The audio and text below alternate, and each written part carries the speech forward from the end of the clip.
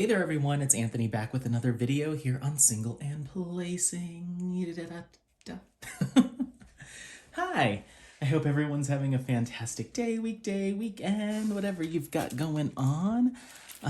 It is, oh my gosh, what day is it? Oh, it's Tuesday, kind of early evening, afternoon.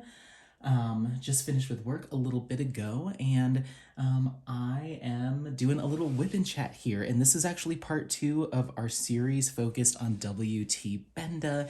This is a kit from Distracted by Diamonds that I'm working on that I was so fortunate enough to be able to do a sneak peek of and do kind of another week-long series focused on this particular artist and artwork style and era, those types of things. So yeah, let's go ahead and get started. We're just doing a little whip and chat here. I'll first off cover my accessories and stuff that I'm using today. I've got some things a little all over the place just because I've got notes. We're covering some stuff today. I've got a decent amount of notes. So, okay, so let's talk about what we're using today. Obviously, we've got our canvas here from WT Benda. I've just been calling this kit or this image masks. It's actually a photo from a Life magazine cover, and I don't think it was given like a formal title, so I'm just calling it masks. Robin over at Distracted by Diamonds just has this listed as WT Benda 1922, so that's just kind of what it's listed as.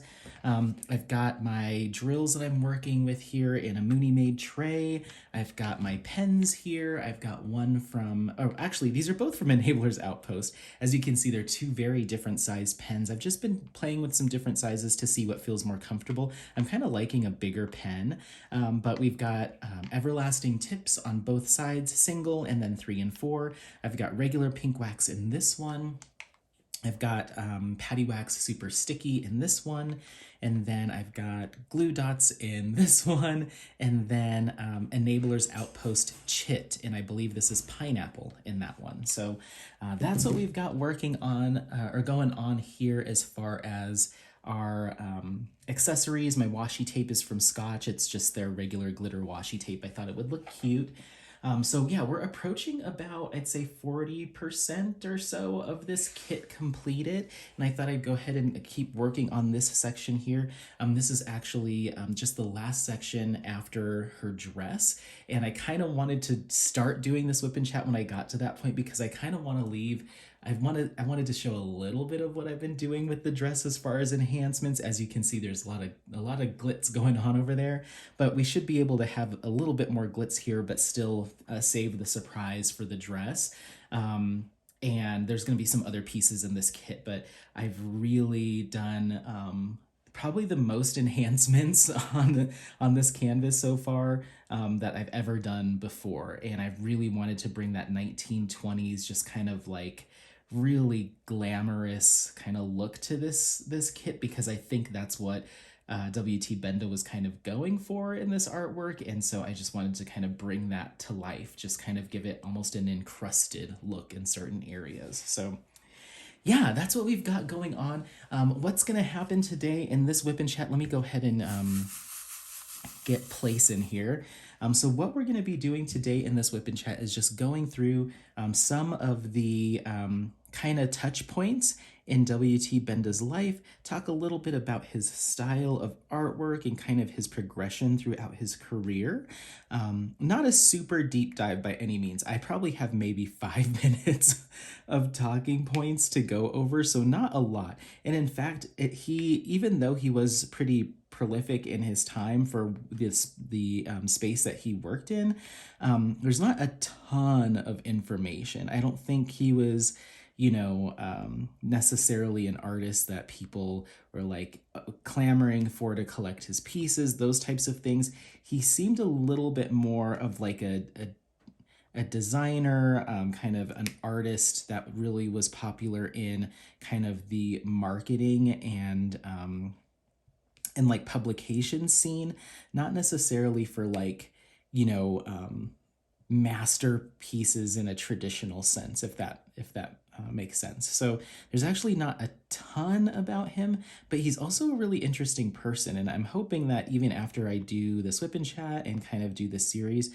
that I get the opportunity to explore his artwork and his life a little bit more, because it just seems really interesting. So yeah, so what also what we'll be doing throughout this is I'll be kind of doing this little whip and chat piece, but I'm going to be intercutting some time-lapse portions here and there of me working on the kit. Not this particular section, but working on other areas of the kit. How I'm going to record it is essentially record all these pieces, all these clips back to back, and then go back through once I continue recording time lapses and stuff with the rest of the kit. And, when I'm all done, just kind of splice those in. We're also going to be cutting in some other WT Benda images. So there'll kind of be some little mini slideshows throughout this filming as well. So you can kind of see some of the other artwork. I'm going to try to take some screenshots of some other things like his masks. I've got a picture of him or I've got a shot of him and his wife.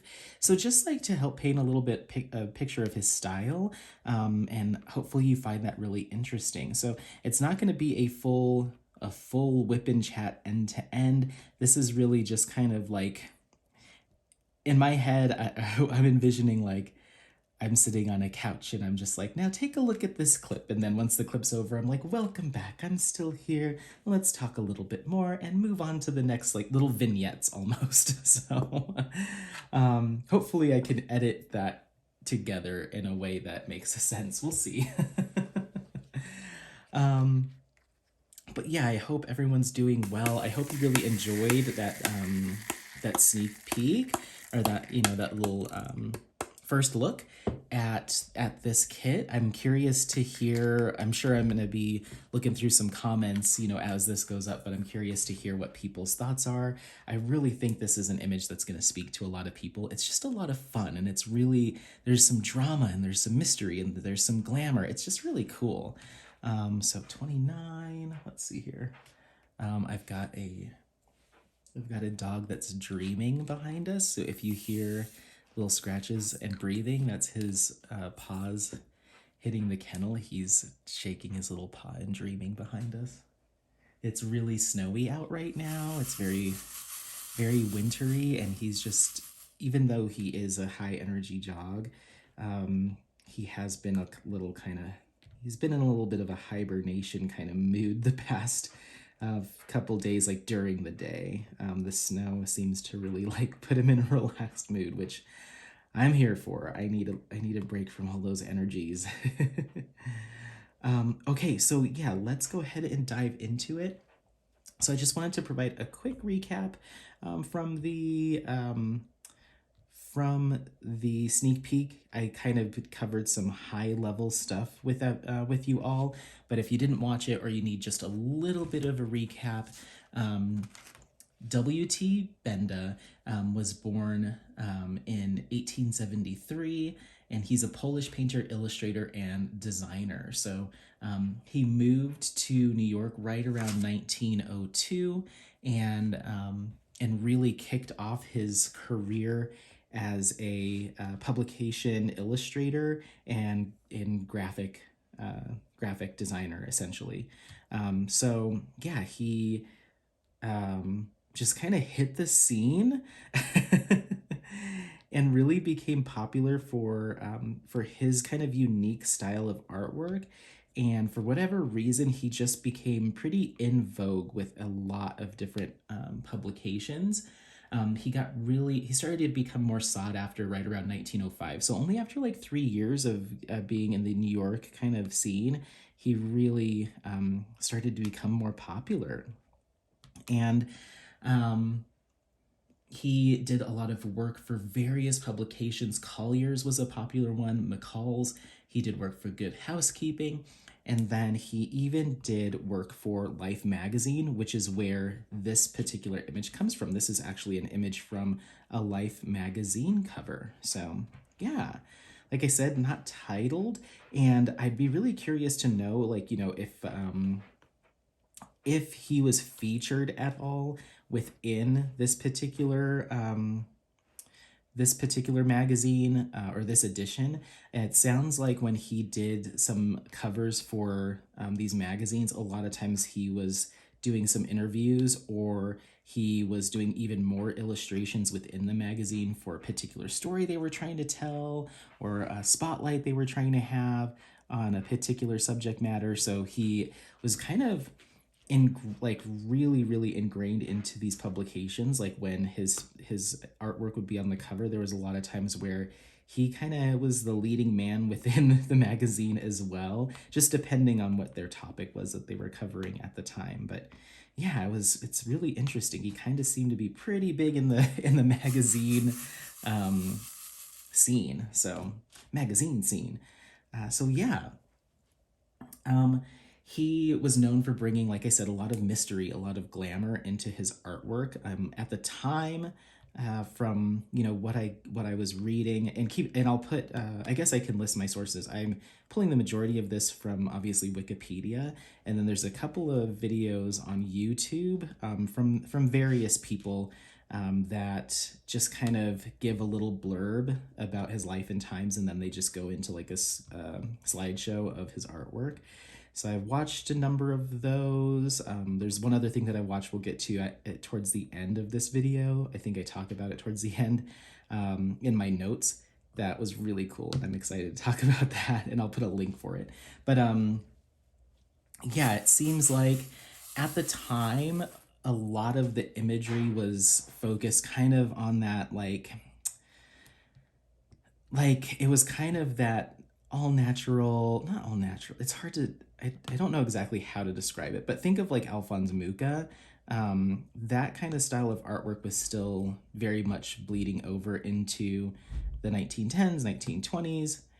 And it was still that like kind of soft, more like wispy style of like representation of women. Not all the time, but especially in these publications like Good Housekeeping and those types of things. So it was quite a bit of a departure for them to move into these more mysterious and kind of glamorous looks. But I think that was just kind of a response to the times, the early 20s, and especially in New York. So I think that he kind of moved there and had this style of artwork that was just very timely, and was able to really get his name out there. So yeah, that's a little bit about WT Benda and kind of his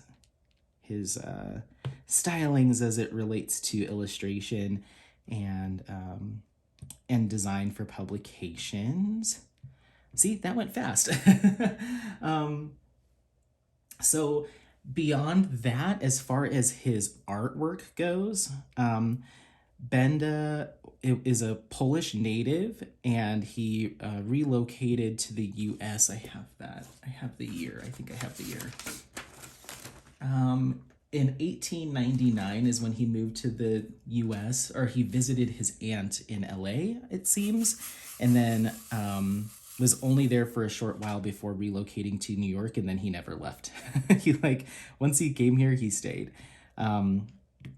So, got citizenship, all that good stuff, but he still remained very much an active participant in the Polish community, in the New York area, or kind of in the U.S. in general. Almost seems like he had kind of a national presence. I don't know if he was like some sort of representative of a specific organization, but he was just very proud of his heritage, and was also pretty well known for doing some illustrations during World War I and World War II for both America and Poland, mainly focused on images, encouraging relief efforts, and those types of things. So there's a number of his images that hang in various artwork that hangs in various museums specific to World War I and World War II. And maybe not to highlight him as an artist, but they were just impactful pieces that are held in really high regard. So yeah, kind of interesting stuff there. And that's kind of how he, I guess, how he gave his time is through his artwork, and I don't know how that was distributed, but it was very common to see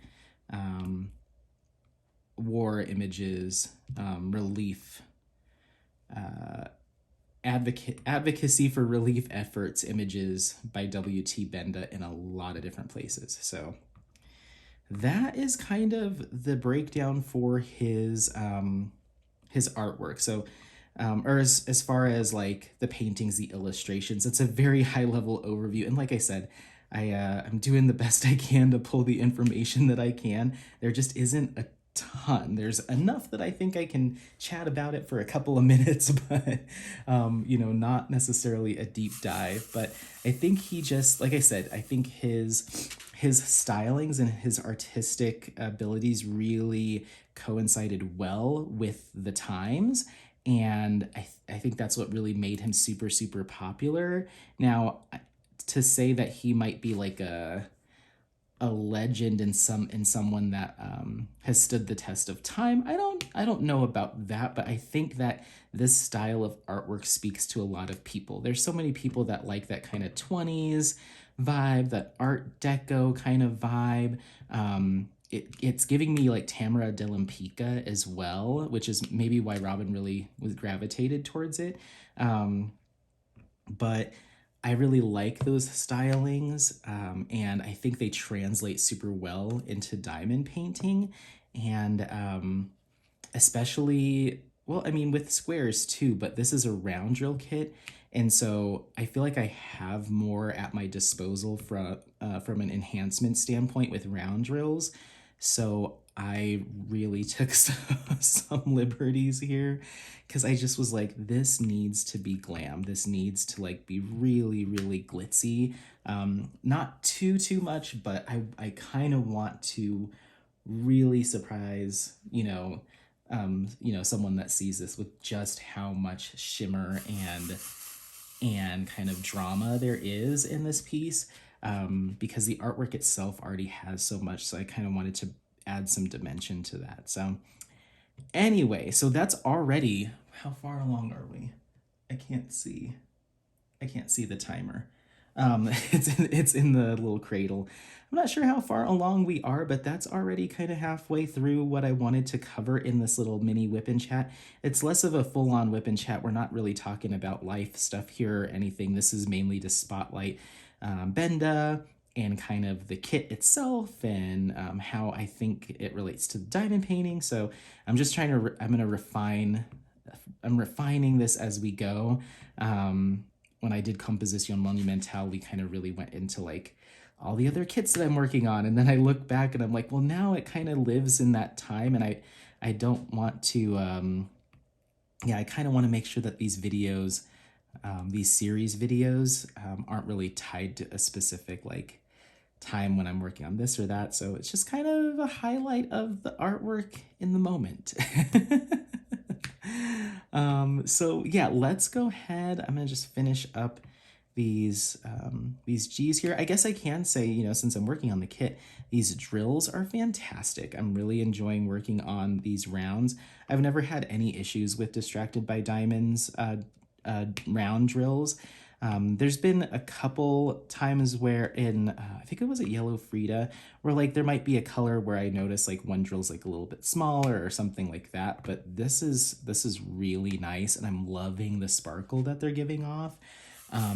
The color palette that's been charted is fantastic. I can't wait for you to see this all come together. You'll see a bunch of it during the time lapses, but to see it completed, I mean, I'm not done yet, but I can't wait to see it completed, and I know you're gonna really like it too. Just from what I've worked on, I keep calling the other person in the image him, assuming it's a man, but I don't know. So just, I'm gonna go with it, but let me know if you've done research on this image or you know differently, because it absolutely could be anything, and we'll get to it. It could even just be a scarecrow with a costume on, but we'll get to it. That'll be for the next segment. Um, um, but the just like the colors of the like robe that person, we'll just say person, is wearing, they really come through in the rendering, and I cannot wait to show you how that looks. I'm looking at it right now and I'm like, what? When I finished that, when I kind of finished the majority of that, I was like, what the heck, Robin? This is insane. Looks so good. But yeah, if you have, I was trying to think of like, where would I put this? And I guess we'll talk about it in the finish, when we get there. But I could also see this going in the kitchen, even though Composición Monumental's in there. I could see this going in the kitchen. If you had like a study or something, or if you had if you have like a basement where you've got the big TV and that's where you all go down on the big couch and watch movies and stuff, and it's a little bit more like moody, I think it would look really good in there. If I knew of like a speakeasy in town, and call them up and be like, hey, I've got this Benda for you. What do you think about this? But yeah, I think that was all of that color that I can place right now. So I'm gonna go ahead and just stop the video. That way I can move over to some time lapses and some slideshows of some Benda artwork and imagery. And then once we come back from that, it'll still be me here. I'm just gonna move right into my next color. But we'll finish off by talking about kind of where Benda's career moved to or transitioned to alongside and then in place of the illustrations. Kind of. It might be a little bit more complicated than I thought now that I talk it through. But yeah, we'll get into the next stage in his life and some exciting stuff that I was able to watch. And then we'll do probably one more round of time lapses and slideshows, and then we'll be done. All right, bye.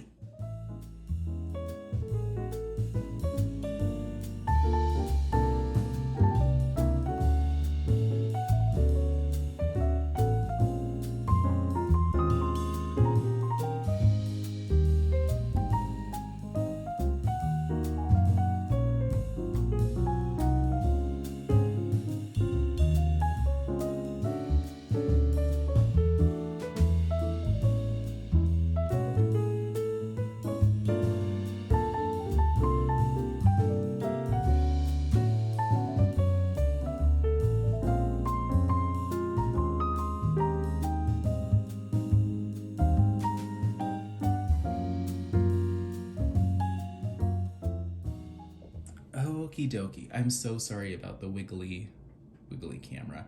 So I bought this. Oh my gosh, I'm just making it worse. Okay, just stop, Anthony. Don't look right now. You're gonna get a little motion sickness. So I bought this gooseneck kind of like, gooseneck camera holder thing that's got a clamp on one end, and I have it clamped onto my ring light, which is hanging above me. So anytime I go to hit record, it just kind of wobbles a little bit because it's just kind of precarious. So I need to upgrade that. I've had a couple people give me recommendations for like stands and stuff and what they use when they do their whip and chats and time lapses. I just need to pull the trigger on it. I just need to do it. This was like a cheap fix. I think this was like $10. So I was like, perfect. That'll work for now until I can save up a little bit and really upgrade. But I think now is the time because I feel like all of my videos now start with it just doing a little bobblehead. But that's okay. I hope you don't mind. I'll fix it soon enough. But anyway, so this is me just immediately moving into the next color from the last clip where I was talking. And yeah, so one of the really interesting things about WT Benda is probably about 10 years into his career, maybe a little bit less, he started experimenting with paper mache mask making. And that's really where his, I think that's really where his kind of like big career change kind of happen. It still looks like, especially by the the looks of this this life cover, which is it features some really incredible masks, but it seems like he really made a transition to being more of a mask maker than an illustrator, especially in the later years of his career. And so I think it really sparked a different passion for him, and he really embraced it and moved in that direction. So, yeah, a lot of really cool paper mache mask making. This kind of started right around 1914. And he really started to improve his technique over time, and a lot of his masks are incredibly lifelike, detailed, and they can even sometimes be a little bit frightening. A little bit, I guess, grotesque might be the right word. They're almost like those, it's almost like a caricature painting come to life, like very exaggerated and blown up features, kind of menacing grins. It's all a little strange, but I don't mind it. His masks were not only featured in his own artwork, as we're seeing here in this kit, but he was making a lot of masks for various Broadway productions, different theater companies across, it sounds like, the US and even parts of Europe, doing a lot of even smaller theater production masks. And he even did some mask making for some movies of that time. So I forget exactly which one they highlighted in one of the articles, but you can go and see, I think it's a black and white film. I'm not 100% sure, but in one of the films that they mentioned, you can go pull it up on YouTube. I didn't do it. I should have looked, but I was like, I don't know if I'm gonna have to watch a whole movie just to catch a glimpse of his mask, or if it'll be prominently featured. It's like, it's okay. But you can go watch and see if you can spot a Benda mask in a movie. So yeah,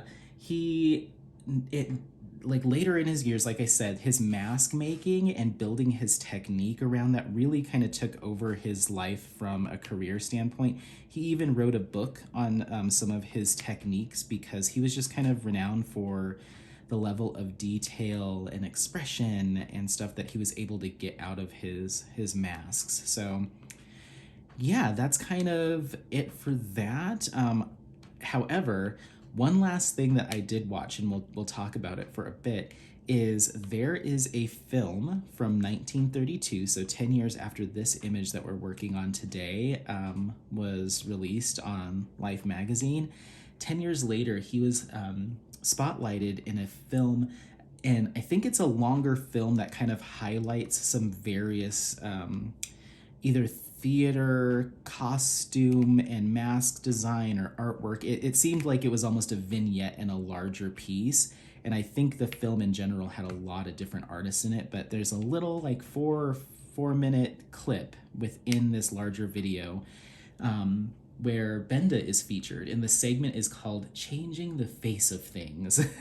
And essentially it's WT Benda and his wife in their home, which we'll get to, and they are just showcasing a whole bunch of his different masks, and his wife puts them on and like does some poses, to really bring some animation to them, and some costuming is involved, and Benda even puts on a mask from time to time within it. It's really cool. They probably showcase about 10 to 12 different masks that he's done, and it's everything from like I said, those more grotesque images. Some of them are more like, kind of shy women masks, or more romantic or lustful looking, and just like, it kind of runs the gamut. So it's really cool. I'm assuming it's his house, because there's masks just hung on the walls and stuff, but it is so like ornate, like everything just seems to be covered in like carved wood bookshelves and curios, and he's got like, the chairs are very ornate as well, kind of giving off like a throne kind of vibe. And even at one point, his wife sitting on one of the chairs with like a mask that kind of gives her like a Cleopatra kind of look to her, and she's sitting on this kind of like wooden throne looking chair and doing these little poses and stuff, and it's just it's so weird but really cool. and um and then at the very end, he has two women sitting on two chairs, and they're looking at each other. Well, they're in the masks, right? And they're looking at each other, and it looks surprisingly lifelike. Like, you can tell it's a mask, but they're very good. And he comes up and he's like, I forget what he says, but he's just being kind of tongue in cheek, and he goes up to his wife and he's like, okay, well, let's reveal who's behind this one. And he takes the mask off, and it's his wife, and she, gives a little sly smile like, gotcha, and walks away. And then he goes over to the other woman and like taps her on the shoulder and is like, okay, take off your mask now. And they don't move. And then he's like, okay, well, if you're not going to do it, then I'll do it. And he removes the mask, and it's just this like kind of like, it looks like a cotton cloth, like it's like a dummy underneath there, but it's not even a head. It's just kind of like it looks like someone put a like one of those lumbar support pillows like in there, and he just kind of popped the mask on top of that and like draped some robes around it. So it looks very lifelike. And the way that he's posed it looks very lifelike, but there's nothing under there. So that's why I was saying, I don't even know if the other person in the image that I'm working on, maybe that's not a person. Maybe that's just a posed, it's just a little scarecrow that the lady's standing next to.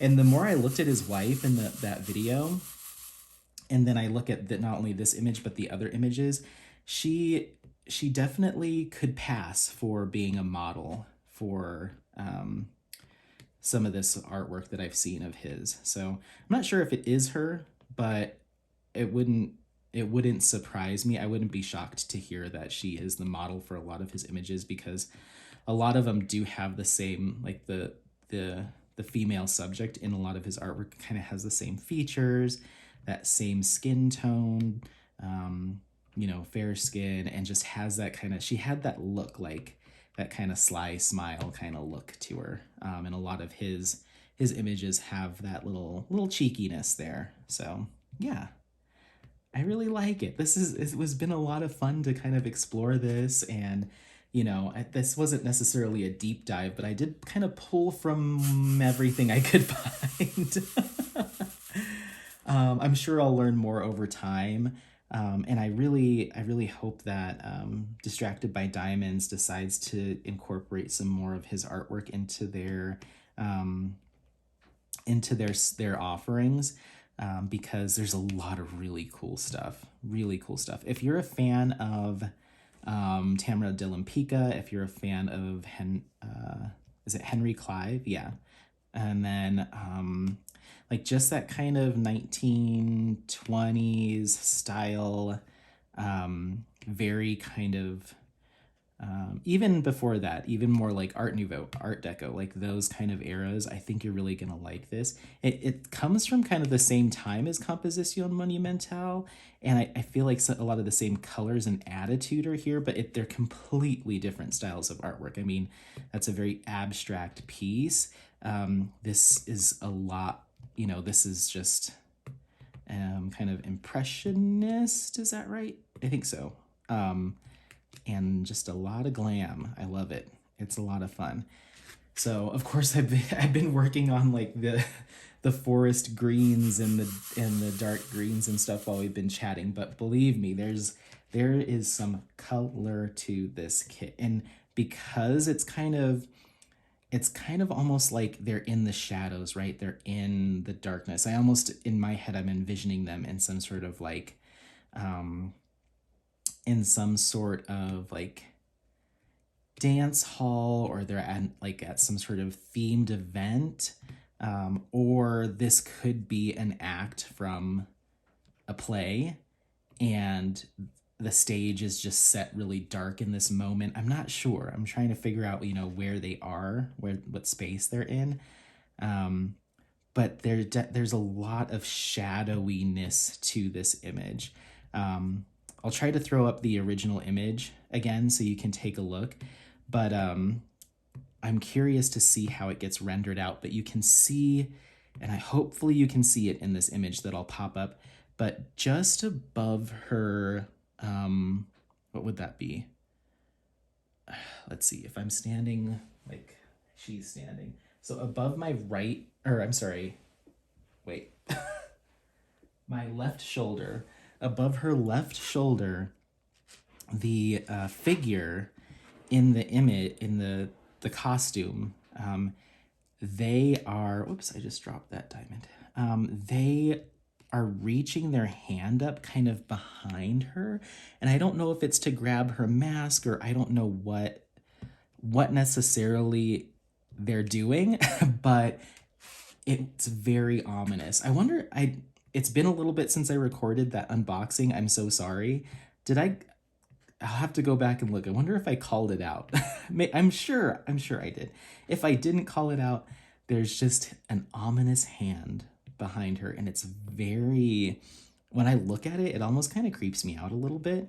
But I'm not entirely sure how that was rendered out, because it's so faint and because the colors blend with the shadows so much, that that's my only point in this entire kit. I haven't gotten to it yet, but just looking at the charting, I'm like, we'll see. I'm sure I mentioned this in the unboxing, but I'm curious to see how that works up. I almost kind of want to jump to it and just peel the plastic back and just start working on it, just so I can just be done with it. Because every time I pull this kit out, I'm like, all right, how close am I to that hand?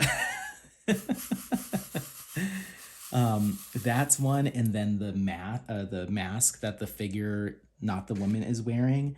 I can't wait to get to that, because the amount of detail in there is just over the top. But I know, and the confetti, the detail / confetti, but I know that's going to look stunning. And I have a number of enhancement drills for that section that I can't wait to start using. I've got some real cool stuff planned for that. His mask, I'll just say his mask. But yeah, well, I think I'm going to let you go for this clip. Like I said, we're not completely done. You're going to get pushed over to some more slideshow and some more time lapse of what we're calling masks, WT Benda. And hopefully this kind of helps you to learn a little bit more about this artist and get excited about this artwork and how it might actually, what it's all going to look like when it comes together, because I'm really excited for how this one is going to look. We've got some additional videos coming up in this series, including a finish and reveal. But at the time of filming this one, I haven't quite sussed out what else I want to do aside from the finish. So rather than saying something and then changing my mind, as I want to do, I'm just going to leave it a little bit open-ended. That's for future Anthony to figure out. But yeah, we just finished a second color. I think we did a total of 3 colors in that WIP and chat, so not too shabby. This is all black here. All that is 5s, and that's a 310. And then I believe that dot is 939. Let me double check. Yes. So some more darker colors here. We're going to get just a little bit of splash of some special drills right here. Not too many. It's what's S? What did I chart S as? I'll show you, because we're not going to put them down right now, but I do want to show you. That's 19. So that's this kind of, I think this is, these are sparklers from DP with Sparklers. I think this was just called Gold. What I believe, it's just called Gold. But yeah, I have 1, 2, 3, 4, 5, 6, 7, 8, 9, I think 9 enhancement drills on this one so far, and I'm not done yet. A lot of what I'm doing, or that I will be doing once I get to some of the masks, because she's also holding a gorgeous mask. I might be doing some improvising with throwing in some crystals and stuff that aren't anywhere else in the kit. I'll figure that out when I get there. I'm even seeing an opportunity for maybe a quad cube. So yeah, there's going to be some other stuff going on. It's just I haven't gotten there yet. And I found that I can kind of chart out my enhancements a little bit at the time of kitting up just by taking an overall look at the canvas and making some kind of broad strokes decisions. But a lot of it happens in real time as I'm working on the kit. Like I'll reveal a section or two, let's take a step back, take a look at it, and just be like, oh, you know, because of what this is, like it's a flower enhancement or it's lips or it's, you know, a particular piece of the dress. I'm like, what I'll do, let me go ahead and grab a crystal. Let me go ahead and grab the sparklers and see how those look. And I'll put a few down, take a step back, look at it. Okay, I think that looks good. And then I move through with the rest of it. But there have been a couple times on this kit where I've laid some enhancement drills down, decided I wasn't happy with it, and pulled them and did something different. So if you're comfortable with doing that extra work, I think it makes the end result look really, really nice. And I think that's kind of where I'm finding a lot of joy in diamond painting now, is I feel like I have a little bit more of a hand in like putting it together, as opposed to just like one for one from how it's rendered, which is totally fine. I do that a lot too, but there's certain kits that I just look at and I'm like, I can make this, I can, you know, put my own little stank on things. So let me know how you feel about that. But yeah, that's it. Like I said, WT Benda masks from Distracted by Diamonds. This will be released soon after this series. Once again, still working out timing at the time of filming this, still working out timing with Robin. So for the best answer, look in the description box, because by the time this goes up, I should know the dates, and I will post all of the dates and stuff in the description boxes. And you can also probably get some good updates on the launch day from both Robin on her Instagram as well as me on my Instagram. So keep an eye out in those spaces, because I'm sure she'll be announcing it and I'll be announcing it too. So that's that. Thank you all so much for watching. Don't forget to like, subscribe, share this content with friends, family members, anyone that you think might take some interest out of this content. Otherwise, stay tuned for the rest of this awesome series focused on the life and times of WT Benda, and we'll see you on the next one. Thanks again. Happy placing. Bye. Bye. Bye. Bye. Bye.